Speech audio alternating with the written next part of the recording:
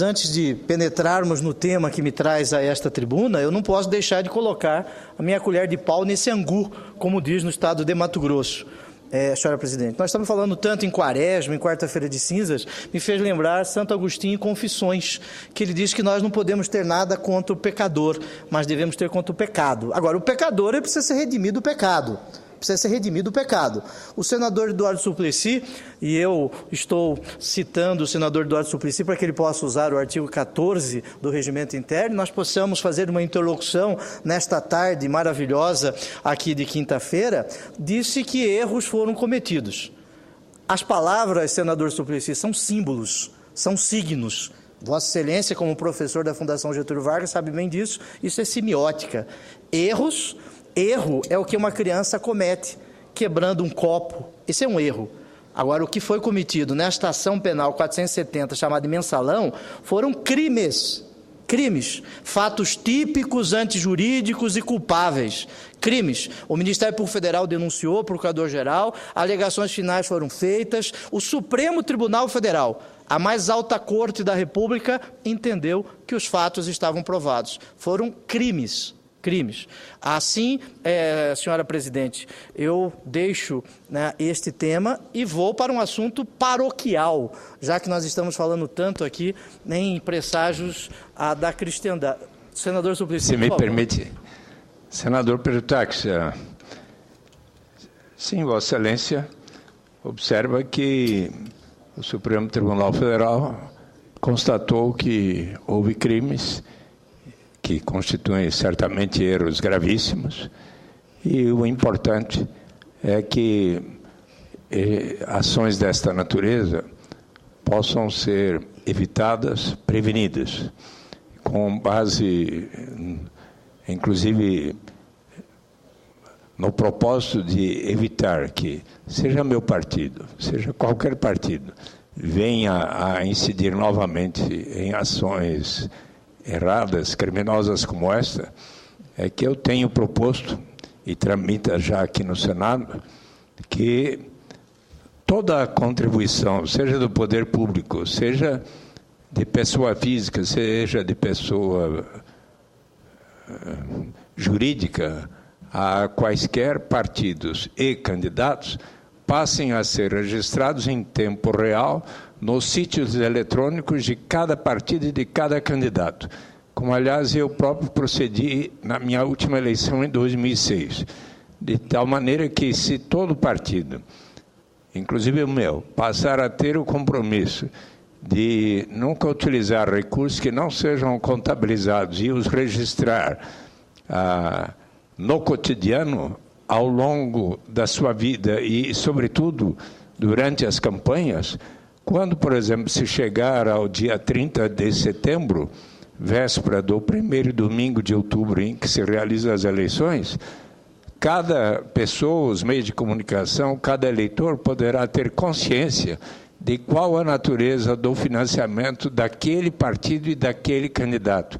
É a proposta que eu presentemente submeto ao Congresso Nacional, ao nosso Senado, e que, inclusive, pretendo apresentá-la à reunião da Direção Nacional do PT, dia 1º e 2 de março próximo, numa reunião que se dará em Fortaleza.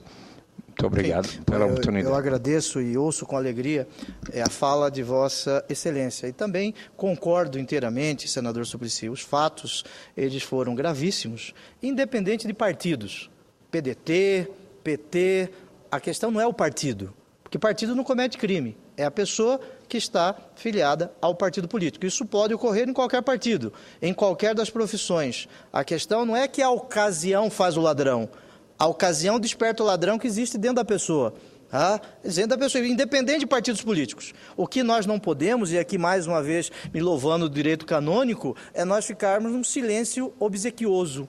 Nós temos que falar a respeito do que está a ocorrer. Mas eu que expresso a Vossa Excelência meus respeitos pessoais a Vossa Excelência pela sua história, e o Partido dos Trabalhadores, um dos grandes partidos da história da República Federativa do Brasil. Senador Perutax, eu só pediria, como o senhor respondeu à parte do senador Eduardo Suplicy, a fazer uma saudação aos visitantes que hoje estão aqui acompanhando o seu pronunciamento com a parte do senador Suplicy e os demais senadores que estão nessa sessão, saudar todos os visitantes que vieram de várias partes do Brasil para acompanhar aqui no Senado. Então, bem-vindos. Desculpe, senador Pedro Taques, espero que algum do Mato Grosso do seu estado esteja aqui, então, por favor, sejam todos bem-vindos. E agora, voltando para um assunto paroquial, paróquia no sentido de que está perto a senhora presidente. Amigos das redes sociais, Mato Grosso é mesmo um estado de contradições, senhora presidente. Pobre, estado rico.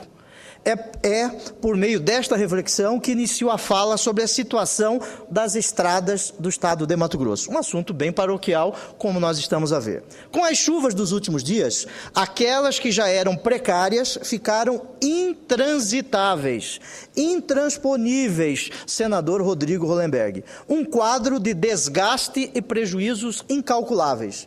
Uma realidade que tira do mato-grossense o direito básico de ir e vir. E vai além. Em alguns municípios, e eu citarei casos aqui, já falta remédio, já falta água para beber, gás de cozinha e comida, senhoras e senhores senadores. O cidadão de Porto dos Gaúchos, por exemplo, senador Eduardo Suplicy. O cidadão de Castanheira, Juruena, Aripuanã, Confresa e Cotriguaçu, que acompanham este pronunciamento, entendem muito bem do que eu estou a falar. O cenário é devastador. São buracos, atoleiros, caminhões tombados, pontes em péssimas condições de conservação ou debaixo d'água. Estas, em vários locais, não é possível nem chegar. Estas são apenas algumas das consequências da falta de infraestrutura de transportes em Mato Grosso, fruto da falta de planejamento do poder público. E onde está a contradição, cidadão do estado de Mato Grosso? Dados divulgados pela Secretaria Estadual de Indústria, Comércio, Minas e Energia do estado de Mato Grosso, por óbvio, apontam que, mais uma vez, a economia do nosso estado cresce mais do que a média do Centro-Oeste. Enquanto a região Centro-Oeste cresceu 22,29% de janeiro a dezembro de 2012, 22,29% em 2012, Mato Grosso cresceu 24,9%. O PIB de Mato Grosso representa atualmente quase 20% da economia regional. Conforme os dados do governo, o Produto Interno Bruto de Mato Grosso, no exercício de 2012, foi quase 4 vezes maior do que o registrado em todo o território nacional. Ou seja, o PIB de Mato Grosso foi algo próximo a 5,5%, ao passo que o país registrou um PIBinho, como já estão a dizer, de 1,4%. A receita do Estado passou de 6 bilhões e meio de reais em 2007 para mais de 11 bilhões e meio em 2012, conforme o próprio balanço do Estado de Mato Grosso. Quase dobraram os recursos estaduais. Repito, quase dobraram os recursos estaduais. Enquanto a economia apresenta dados animadores, senhora presidente, convivemos com casos como o da dona Vera Lúcia, de Confresa. Esposa de um caminhoneiro, a senhora Vera, afirmou em reportagem de uma TV local que seu marido está preso há mais de 10 dias num atoleiro. Há mais de 10 dias preso num atoleiro localizado na MT 170, entre os municípios de Juruena e Aripuanã. Segundo ela, falta até comida para esses trabalhadores, que estão tentando preservar as dezenas de caminhões atolados. As constantes chuvas e a falta de manutenção na via resultaram no surgimento de pontos muito críticos onde só passam carros puxados por tratores. Além de prejuízos financeiros gerados pelo desgaste do veículo, senhora presidente, os motoristas reclamam do cansaço excessivo, a situação é das piores possíveis. As informações sobre a situação vêm dos próprios moradores, já que nem as equipes de jornalismo conseguem ter acesso a muitas localidades. A rodovia MT-100, por exemplo, também apresenta trechos intrafegáveis de Ribeirãozinho a Alto Araguaia e de Barra do Garças a Araguainha. As MT 020 e 130, que cortam o município de Paranatinga, por exemplo, são outras outras vias que vivem situação lamentável. A revolta da população de Paranatinga atingiu as redes sociais e chegou às ruas. Moradores fecharam as rodovias, senhora presidente, como forma de protesto e alerta para futuros bloqueios nas estradas do nosso estado. Assim, amigos de todo o Brasil, a situação ela é de calamidade. Aliás, 4 municípios mato-grossenses já declararam estado de emergência pela precariedade das estradas. 4 municípios já declararam estado de emergência. A região metropolitana da capital também enfrenta problemas. Motoristas que passam pelas MT 407 e MT 444, conhecidas como Rodovia dos Imigrantes e Mário Andreasa, reclamam da situação das estradas da região. As 2 rodovias têm um alto fluxo de veículos que passam pela capital, Cuiabá, e Várzea Grande, a 2ª maior cidade do estado de Mato Grosso. De acordo com a Federação da Agricultura e Pecuária do Estado de Mato Grosso, a FAMATO, somente no caso da soja, as perdas já são superiores a R$1 bilhão. R$1 bilhão. O produtor acaba recebendo menos porque aumenta o custo do frete. O transportador também recebe menos por conta desse aumento e o consumidor acaba pagando mais. A Associação dos Criadores de Mato Grosso, a Acrimate, também implora por melhorias, mas o governo do estado, principalmente nas rodovias estaduais, não tem atendido os reclames da população. A associação tem reclamado que o transporte de animais fica inviabilizado, trazendo prejuízos para toda a cadeia de produção. Os danos atingem pecuaristas, frigoríficos e motoristas que acumulam atrasos nas entregas. Senhora presidente, senhores senadores, os prejuízos decorrentes da falta de infraestrutura nas estradas do estado não atingem apenas o setor produtivo e donos de veículo. A completa falta de acesso aos municípios, de tão grave, termina ameaçando a escola das crianças, a saúde da população. Em Confresa, 19 pontes caíram ou tiveram problemas com as chuvas. 19 pontes. As aulas na rede municipal só devem ter início no final deste mês de fevereiro, em virtude do péssimo estado de conservação das estradas da zona rural. Existem trechos que estão praticamente intransitáveis e não permitem o transporte de alunos para as escolas em que estudam. As estradas na região do Córrego da Onça, do Córrego Branca de Neve, Santa Luzia e Santo Antônio do Fontoura também estão sem condições de trânsito.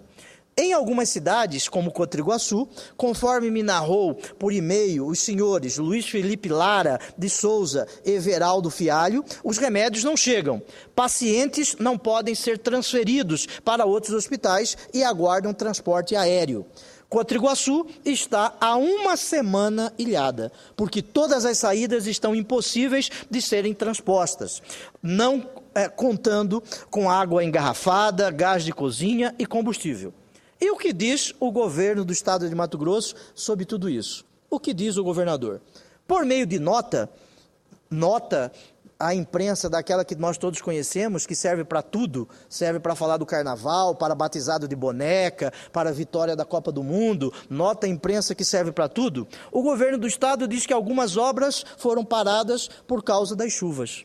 Imagine, as obras foram paradas por causa das chuvas, como se nós todos não soubéssemos que neste período, as chuvas ocorrem naquela região. Mas tudo bem, é uma nota do governo do estado. As obras foram paradas por causa das chuvas. No entanto, devem ser retomadas. O governador Silval Barbosa determinou uma ação imediata para a recuperação de estradas de chão em diferentes regiões de Mato Grosso. Percebam, uma ação imediata.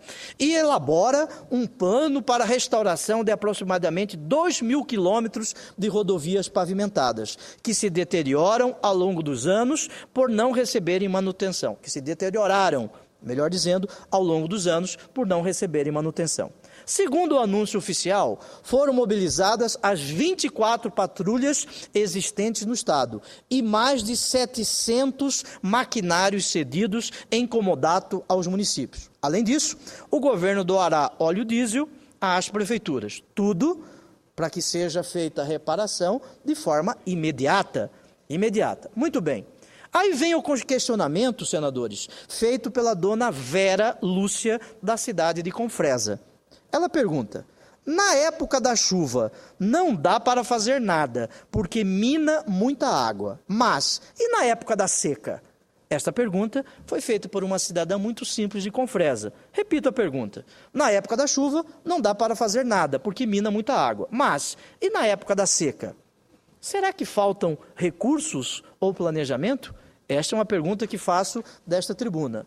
No ano passado, o governo federal anunciou o Plano Nacional de Logística, Rodovias e Ferrovias. O programa prevê duplicar 7.500 quilômetros de rodovias e construir 10.000 quilômetros de ferrovias, em parceria com as empresas do setor privado, por meio das famosas concessões. Para as rodovias, o total investido será de 42 bilhões e para as ferrovias, o programa de investimento soma 91 bilhões. Governador, o dinheiro já chegou? É uma pergunta que nós todos temos que fazer. Como senador da República, estou na primeira linha de defesa do povo do estado de Mato Grosso. Aqui de Brasília, estamos atentos à situação e atuamos em frentes pelo desenvolvimento da logística do transporte para que não só o modal rodoviário, mas o ferroviário e o hidroviário também recebam atenção. Eu acompanho todos os dias não só a liberação dos recursos, mas também a fiscalização da aplicação desse dinheiro público, senadora presidente Ana Amélia, porque nós sabemos que muitos vivem de estradas. Muitos vivem de estradas. Aqueles que são apelidados de despachantes do orçamento da União, estes vivem de estradas. E outros, muitos, morrem nas estradas brasileiras. É o exemplo do estado de Mato Grosso, da famosa duplicação da rodovia que liga Rondonópolis até o Posto Gil. Há mais de 10 anos estamos falando na duplicação desta rodovia, muitos vivem dela e outros morrem nesta rodovia. Não economizo iniciativas para isso. Apresentamos o projeto de lei que propõe a federalização de rodovias estaduais, um dos exemplos, no trecho próximo ao município de Pontes de Lacerda, na divisa de Mato Grosso com a Bolívia, na região oeste do nosso estado. A implantação da rodovia nos padrões federais irá facilitar o acesso mais rápido e seguro a uma vasta região de fronteira. Também realizamos aqui uma audiência pública no ano passado sobre a Ferrovia de Integração do Centro-Oeste, um projeto inicialmente orçado em 4,1 bilhões. Essa ferrovia está no pacote das famosas concessões anunciadas pela Presidente da República no dia 15 de agosto de 2012. A Valec garantiu que as obras terão início até dezembro de 2013. Até dezembro de 2013. No entanto, no jornal de hoje, no jornal Valor Econômico, já existem notícias diversas disso, diferente disso, dando conta que isso será adiado. Estamos atentos aos prazos de execução do projeto orçado em 4,1 bilhões de reais. Eu ouço a presidente falar sobre transportes e fico pensando em Mato Grosso. Ela disse que, abro aspas, a fala de Sua Excelência Presidente, iniciamos uma nova etapa do nosso modelo de desenvolvimento, na qual nós vamos dar um salto de qualidade, tanto na qualidade como na integração da logística do país. Senhora Presidente, senhoras senadoras, senhores senadores, eu fico me perguntando, senador Rodrigo Hollenberg, o que falta para que Mato Grosso dê este salto de qualidade a que Sua Excelência Presidente faz referência? Nós não podemos ficar só esperando os investimentos federais. Eles vão chegar basicamente para as estradas que significam troncos de vias, os principais corredores econômicos de transporte das nossas exportações para fora do estado. Mas o povo do meu estado se encontra em todos os municípios. Integrar toda a nossa gente não é uma coisa que se possa esperar só do governo federal. São as rodovias estaduais que estão em jogo e é uma responsabilidade do estado de Mato Grosso tratar das rodovias estaduais. Eu fico pensando, senhora presidente, não só pensando, mas nós temos que agir também. Fico pensando o seguinte, se tivemos um crescimento de receita tão significativo, mesmo descontada a inflação, Se estamos podendo bancar com recursos estaduais a maior parte das obras da Copa do Mundo em Cuiabá, das quais falei aqui na semana passada. Se o Estado tinha as 724 máquinas e patrulhas e o óleo diesel que diz que vai mobilizar agora para as prefeituras. Se todas estas condições existiam antes, inclusive antes das chuvas ocorrerem todos os anos. Então, onde estiveram os recursos quando seria possível agir para deixar as rodovias estaduais em condições de permitir o acesso às nossas cidades? Será que nós não imaginávamos que este ano a chuva ocorreria?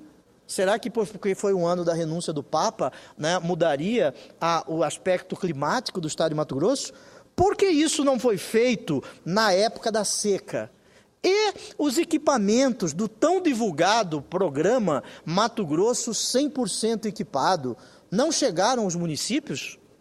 Onde se encontram as máquinas? Não estou falando de projetos enormes, senador Luizio, de trem-bala, por exemplo. Não estou falando de um projeto de foguete para levar o homem à Lua. Manter essas estradas é o trabalho mais básico da conservação da infraestrutura do Estado. O cuidado que não existiu na seca vai deixar uma conta muito mais alta hoje, no meio das chuvas, porque vai ser preciso refazer o que foi corroído pela chuva por estar em estado precário. Para minha alegria, concedo uma parte à Sua Excelência, o senador Aloysio. Senador Pedro Taques, Vossa Excelência é uma das vozes mais respeitadas aqui no Senado. E eu votei, Vossa Excelência, com muito orgulho na eleição recente. Vossa Excelência se destaca sempre pelo tratamento de temas de natureza jurídica, institucional, polêmicas políticas, mas Vossa Excelência jamais se descuidou do cumprimento de um dos deveres mais importantes do senador, que é defender os interesses do seu Estado, do seu Mato Grosso. Não é? De modo que o discurso que Vossa Excelência faz hoje, apontando sobre carências de infraestrutura no Estado, é mais uma prova de que o grande senador Pedro Taques, o grande jurista Pedro Taques, aquele que vai proporcionar ao país, com a nossa colaboração, um novo Código Penal, não deixa de ser um senador do seu Estado, um senador do Mato Grosso. Muito obrigado, senador Aloysio. Eu tenho certeza que Vossa Excelência votou em mim. Tenho certeza disso como o senador Rodrigo Hollenberg, porque segundo a Folha de São Paulo eu tive mais votos do que aqueles que apareceram na urna. Isso me parece que os votos se esvaíram, sumiram. Sumiram. Vossa Excelência, eu tenho certeza que votou em mim, como o senador Rodrigo Hollenberg, como a senadora Ana Amélia. Muito obrigado pelos elogios, eu tenho certeza que isso decorre do coração chagoso de Vossa Excelência. Vossa Excelência tem um coração grande, um coração chagoso. Coração chagoso. A nossa gente de Mato Grosso, senadora Luiz, está pedindo ajuda. Em Cuiabá, um furacão de obras sem planejamento, sem cronograma, sem preocupação com o cotidiano de quem vive na cidade, como denunciei na semana passada. No interior, a ausência completa do investimento na simples conservação do que já existe, do patrimônio que pertence ao povo mato-grossense. Isso não é falta de recursos, é falta de gestão, é falta de prioridade, é falta de planejamento, é falta de projeto. Eu conclamo e peço ao senhor governador que comece a agir. Nós todos estamos aqui no Senado para ajudar. Eu tenho certeza que o senador Maggi, o senador Jaime, apesar da ausência hoje, os dois também estão juntos nesta luta. Tenho certeza disso. Faça um plano das intervenções que vai fazer, da reabertura emergencial das estradas que estão interrompidas e, sobretudo, das obras de recuperação definitiva no período seco do ano, porque ano que vem, neste mesmo período, nós teremos chuvas, apesar da existência de um novo Papa, ano que vem, neste período. As chuvas ocorrerão da mesma forma. Um mapa dos recursos que são necessários para resgatar os mato-grossenses do isolamento que essas rodovias destruídas causam. Existem linhas de recursos do chamado PAC, do famoso PAC, para pavimentação, estradas vicinais. Existem programas no Ministério da Integração para apoiar obras em estradas estaduais importantes. Mas, para ir atrás destes recursos, aqui em Brasília, precisamos saber quais são os pontos mais críticos. O que o Estado pode fazer diretamente, o que ele pode delegar para os municípios, qual é a capacidade técnica de gerenciar as obras, quantas obras vão poder ser gerenciadas e fiscalizadas ao mesmo tempo. Senhora Presidente, eu quero dizer ao senhor governador, esta é sua responsabilidade. Cabe ao governador fazer essas opções. Um presidente do Brasil já disse que governar é abrir estradas, e outro já disse também que governar é escolher prioridades. Nós, parlamentares, temos que levantar os problemas, buscar os recursos, fiscalizar para que os recursos não sejam roubados, mas sem que o governo estadual faça a sua parte no planejamento, os recursos vão ficar parados aqui por incapacidade do Estado de usá-los bem. E aí, ano que vem, nós teremos mais uma nota à imprensa, aquela famosa nota que cabe para tudo, de batizado de boneca, a final de ano, a vitória de jogos de futebol. Muito obrigado, senhor presidente.